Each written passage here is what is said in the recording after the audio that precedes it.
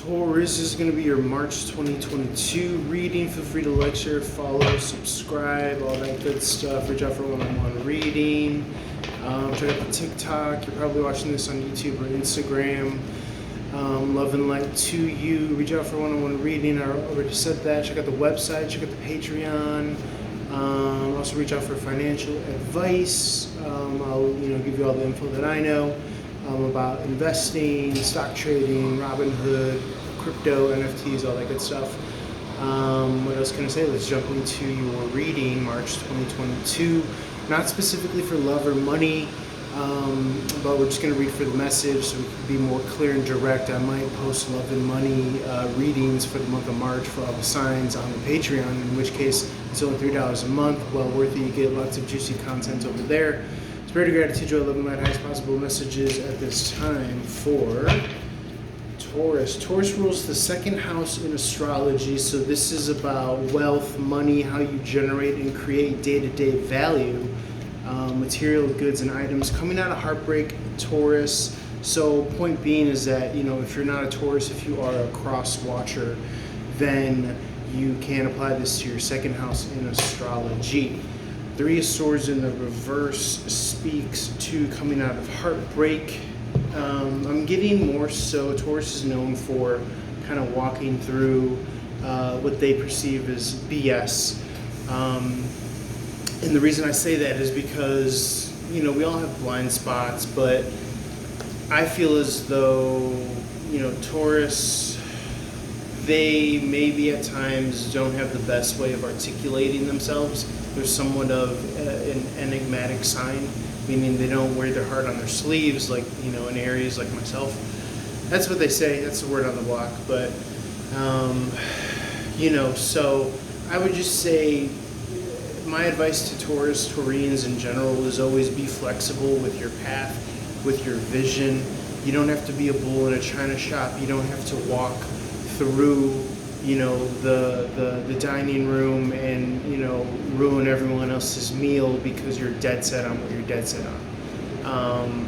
You could use finesse and grace and charm and all that stuff, and in a way I'm speaking to myself as well, because again, we all have second house in astrology, which comes hand in hand with your stubbornnesses and your methodology and how you choose to want to do the things that you want to do. Uranus is currently in your sign until 2025, so this is a great time to kind of rebel, but again, not necessarily having to burn bridges, okay? But you are setting up your methodology, you're setting up the par for course, your standard in perpetuity moving forward, Taurus, particularly around these energetic times. Feel free to apply this now in the month of February, tail end of February, if you're watching this here and now, or again, just as a general forecast for March. So yeah, that's coming out. Internal discipline, a lot of space and room. We mentioned, being tight, confined, walking through the dining room, metaphorically, proverbially. So give yourself a lot of space and room so you can really kind of set things up in particular the way that you would like to. Obviously this means, creating a distance between you and relationships. But that's going to give you a lot of room, space, and even energy psychically to take action. Ace of Wands in the upright, newness, new action in the manner in which you want and need to, preferably to you. Eight of Wands is incoming communication, or outgoing communication, excuse me. Nine in the upright is resentment, certain people that you're going to want to build a wall towards. Just make sure that you're not holding on to the anger, and if that's the case, then just don't even have certain people in your mind.